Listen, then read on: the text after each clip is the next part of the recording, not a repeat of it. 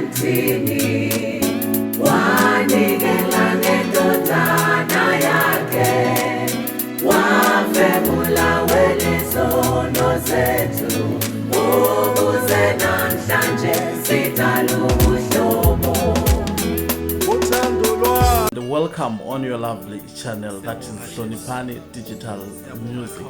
And here we do not just focus on music, but we focus on spreading the word of God, so that you may be able next time to catch up with us when we upload the next video or when we come live. Please make sure that you press the red or black subscribe button. And thank you once again for choosing to watch this channel. You will never be the same after watching this particular sermon. Today we want to focus on this very, very important subject, the subject of faith. Religion, any religion, what actually underpins that religion is faith.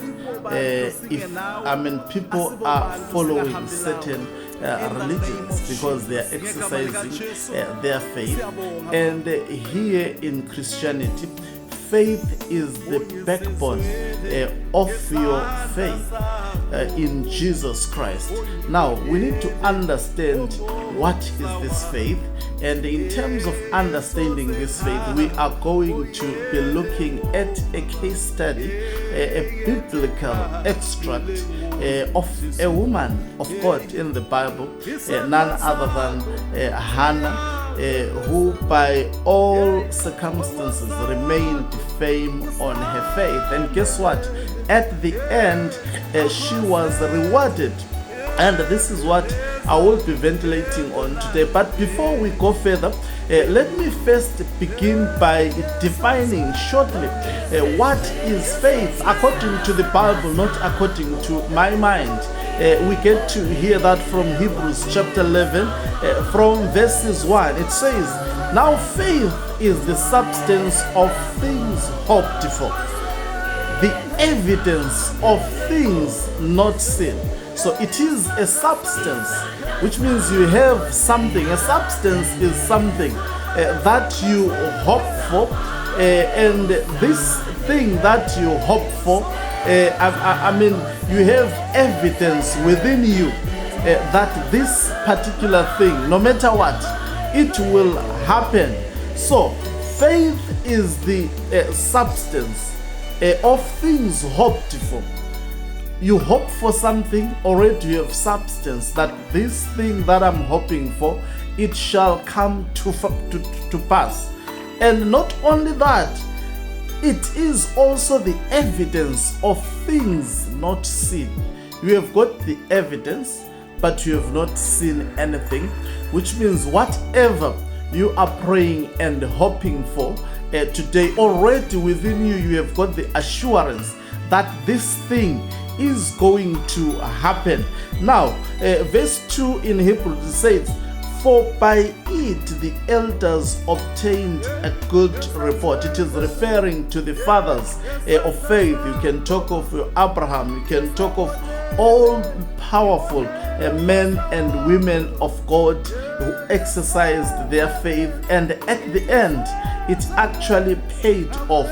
So and also the reason why so many people these days misunderstand Christianity, it is because of this lack of a very fundamental component of your Christianity, that is faith. So by it, faith, our elders obtained a good report. God loves people who believes in Him. Jesus loves people who believes in Him. And believing or having faith, you don't have something to prove in order for you to believe. You don't need to have. A good believer should not have something to actually push him or her to believe, like what we are seeing these days, whereby people are lured through fake miracles in order for them to believe. I came to tell you, my brother and sister, that God is impressed by people who believe in him, who develops faith in him without being proven. Of course, it is necessary sometimes for the pastors, for the prophets, and so forth to actually prove to people, but God is impressed by people who actually believes in him without actually anything that can be proven to those particular people. And I will read, I think, the last verse, which is verse 3. It says, through faith we understand that the worlds were framed by the word of God.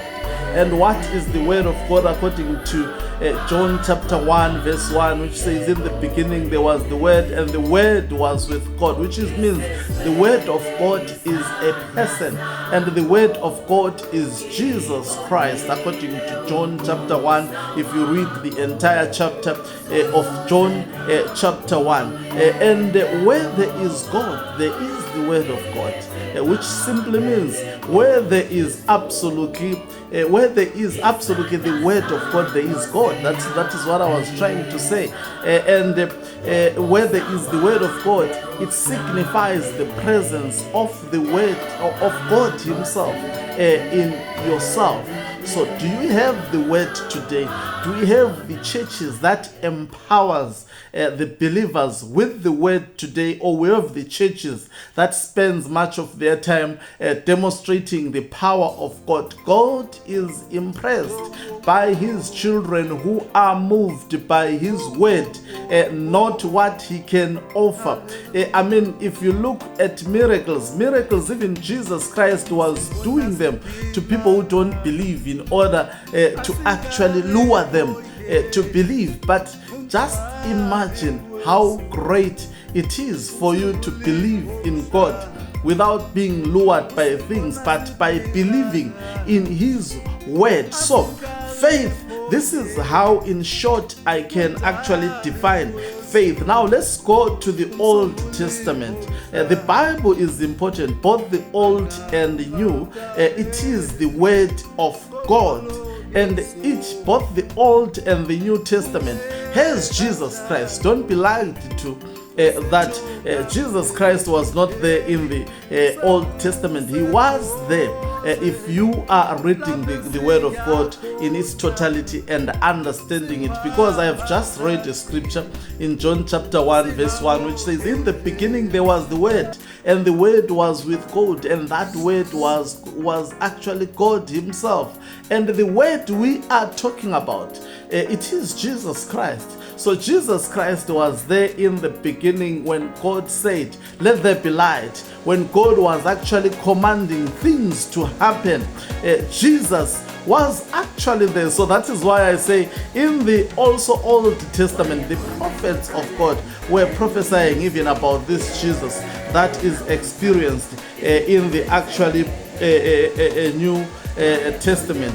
Now, today our scripture is simple. We'll read from 1 Samuel chapter 1 from verses 1, and it reads as follows.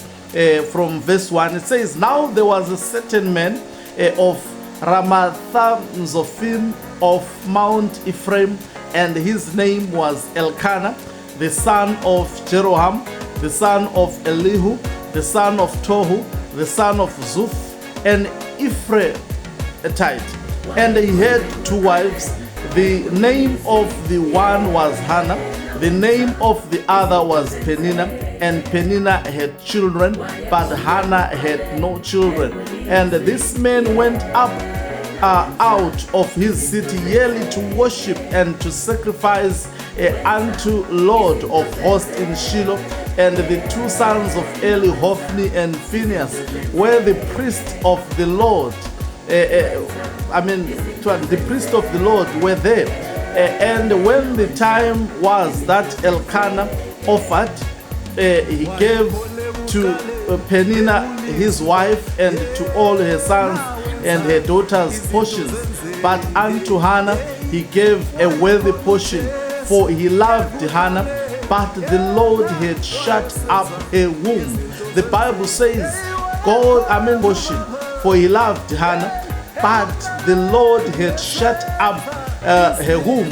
The womb of Hannah was not shut by the devil. The womb of Hannah was shut by the Lord. And let's continue. And as he did so year by year, when she went up to the house of the Lord, so she provoked her. Therefore she wept and did not eat. Who was provoking the other? It was Peninnah, the other wife of Elkanah. So Hannah was in a polygamous marriage. You know, if you have been into, or if you haven't been into a polygamous marriage, the challenges associated with a polygamous marriage. There is competition in a polygamous marriage.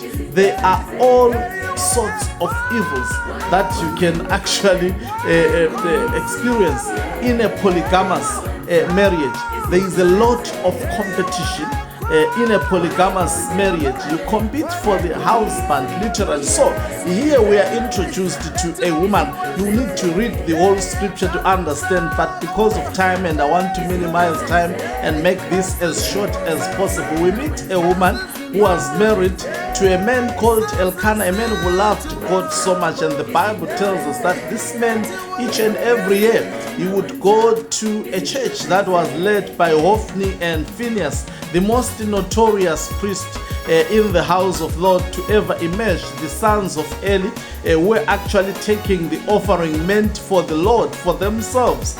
But Elkanah and the wives of Elkanah used to go to the church in such kind of a church, but they understood one thing, that they were not worshiping these men who were actually not doing the will and the purpose of God, but they were worshiping God himself. So yearly Elkanah went and actually did what was expected from the Lord. And one of the wives of Elkanah was not gifted in terms of, was actually her womb was shut up by the Lord, and that happens to be Hannah, and the other wife capitalized on that. And you know what, in this world people will always capitalize on what you don't have. I don't know what you don't have. Whatever you need, it may be you don't have money, it may be you don't have a husband, it may be you don't have whatever you don't have. People will normally capitalize on that. And don't ever think that Peninnah, she was doing that on her own. It is because the spirit of the devil was living on Peninnah to actually be a problem to Hannah. So sometimes we tend to hate people, but understand one thing: in each and everything that is done by a human being, there is a spirit behind that. Don't hate the human being, but hate the spirit in that human being. So devil was actually using Peninnah to Hannah, to do what she would do to Hannah, because Hannah did not have a child. And the Bible says, in spite of God having shut the womb of Hannah, Hannah continued trusting in God. There are people, when things are going wrong, who start to blame God, who start to accuse God. But I came to tell you, my brother and sister, that things may not be going okay with you, maybe because God has shut some things from you from receiving. Let me tell you, my brother and sister, it is not your duty to condemn God, but it is your duty to prove to God with your faith that in spite of the challenges that God may have brought on your way, you stand firm unto God.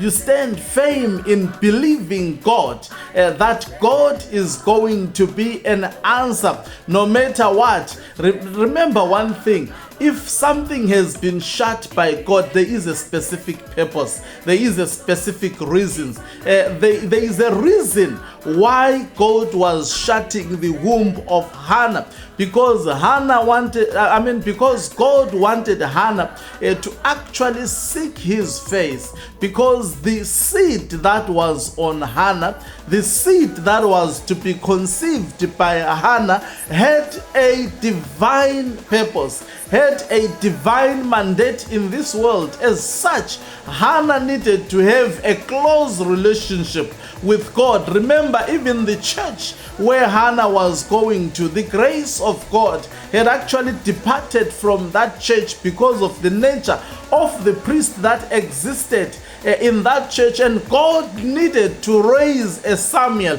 and a Samuel needed to actually come through the vessel that understood God, the vessel that was going to teach Samuel what to do, confronted with the church that had been tainted and contaminated by the children of Eli. So my brothers and sisters, sometimes we are blaming God for what we don't have because we don't understand the bigger picture of God.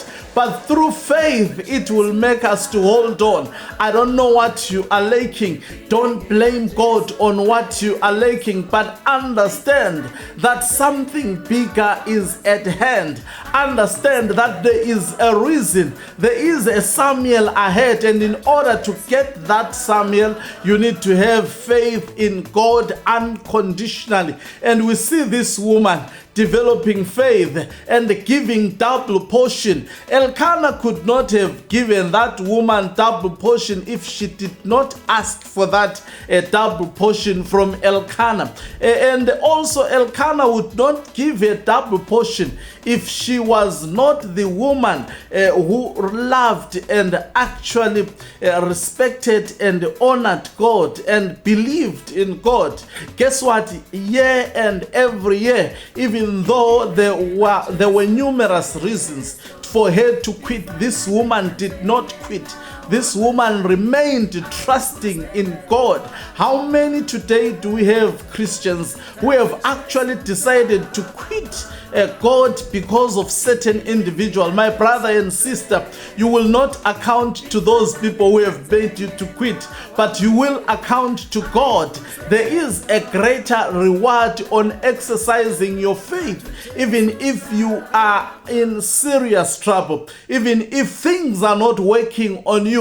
I came to tell you that look at the bigger picture. Don't look at now. Sometimes we tend to look at now, not at the bigger picture. I came to tell you that looking at a bigger picture, that is where there is the reward.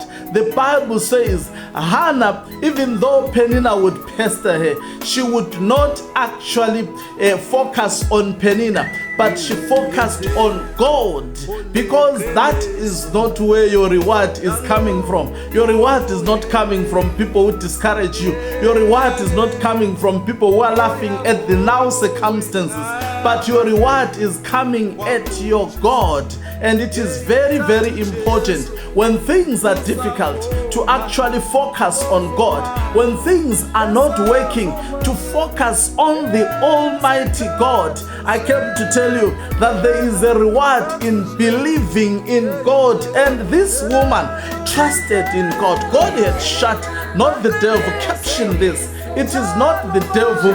I know you see a lot of these Pentecostal churches would be binding on the devil. Sometimes some of the situations are not brought in your life to harm you.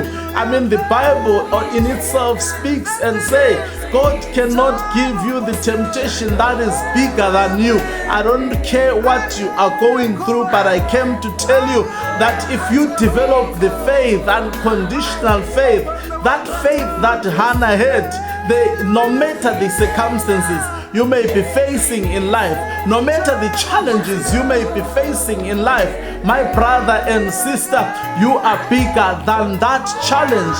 And the word of God continues to say in Samuel, let me read so that you would not say this is coming from me.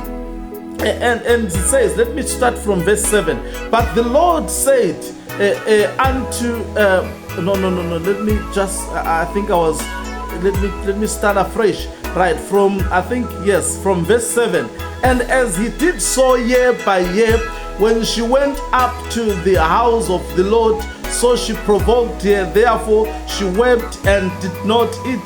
Then said Elkanah her husband to her, Hannah, why weepest thou? And why eatest thou not? And why is thy heart grieved?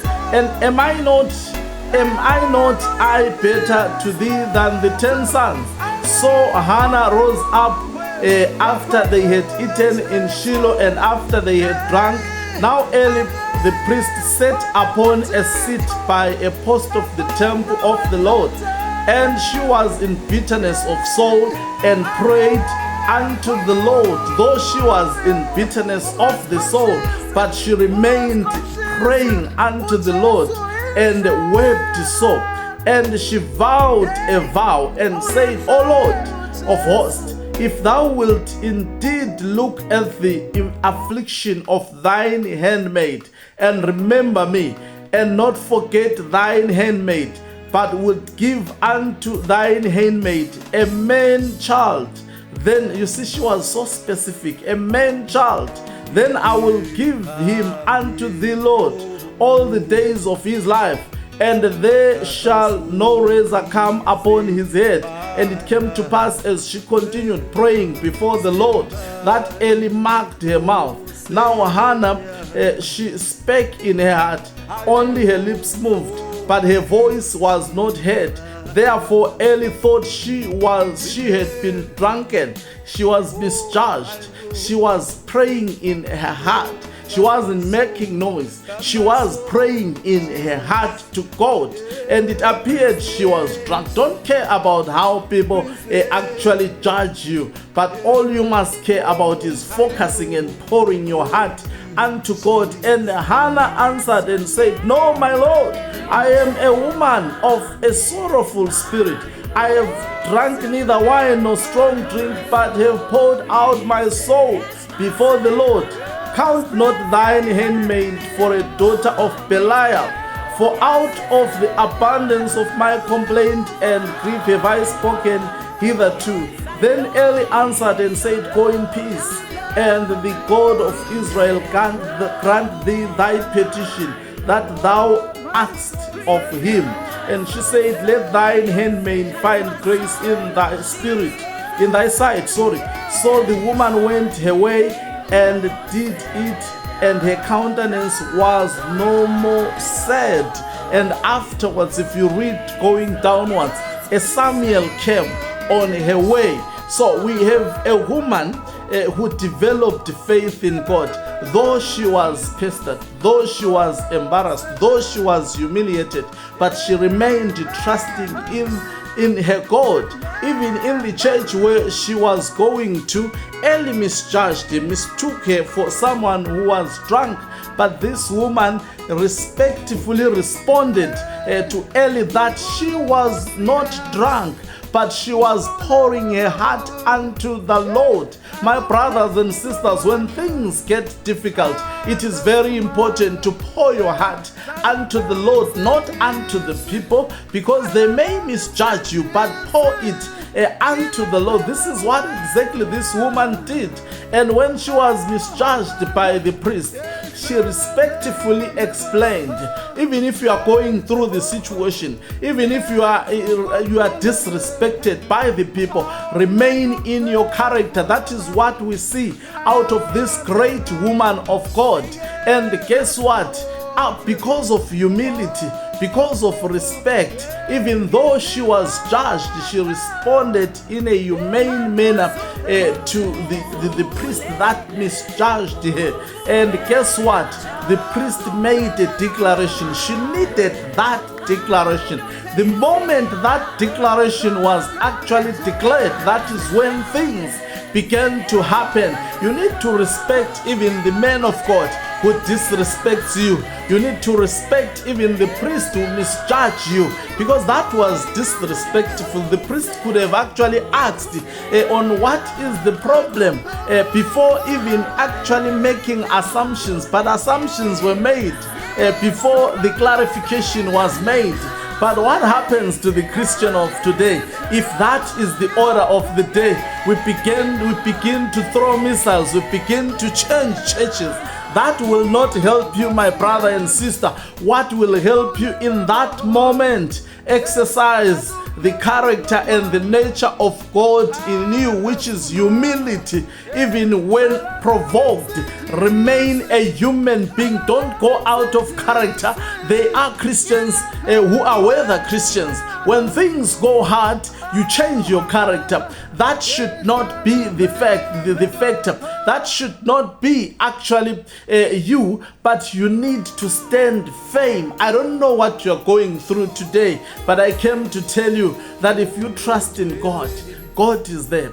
God can answer you. He still answers even up to today. He is still a faithful God even up to today. Thank you very much for this word. But before I go, let me help those ones to receive Jesus Christ as their Lord and personal Savior. It is quite simple to receive Jesus Christ as your Lord and personal Savior. You can receive Him just now. You just need to kneel down and lift up your hand and repeat this prayer. You have to believe that Jesus died for you on the cross and He was risen after 3 days, and you need to have faith in His death. You need to have faith in His resurrection and begin to believe in Him. You also need to look for a local church that believes in Jesus Christ with the necessary instruments to actually develop your faith as a total Christian, and I can tell you your life will never be the same again. So repeat this prayer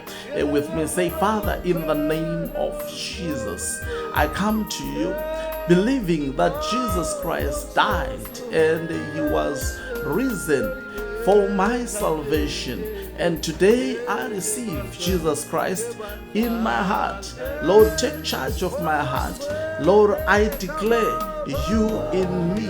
Father, I declare that from today I will never be the same again. Take charge of my life. Protect me. Protect my territory. Protect my children. In the name of Jesus, I pray and do believe.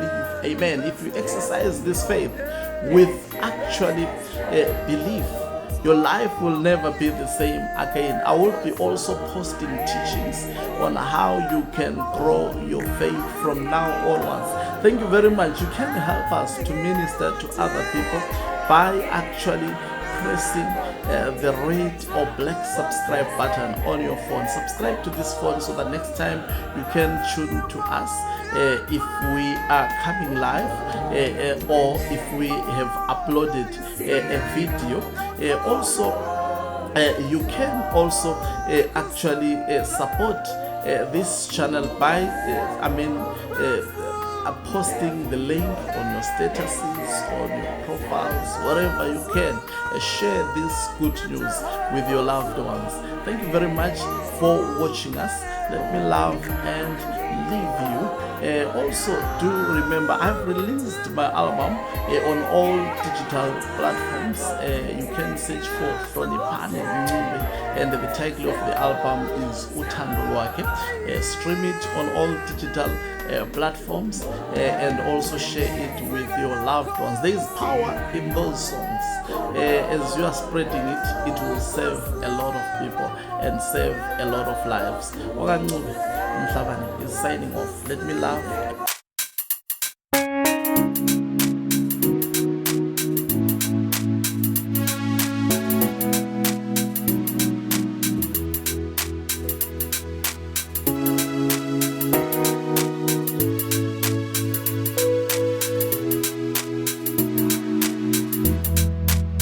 Uthando lwakhe salubona nthini.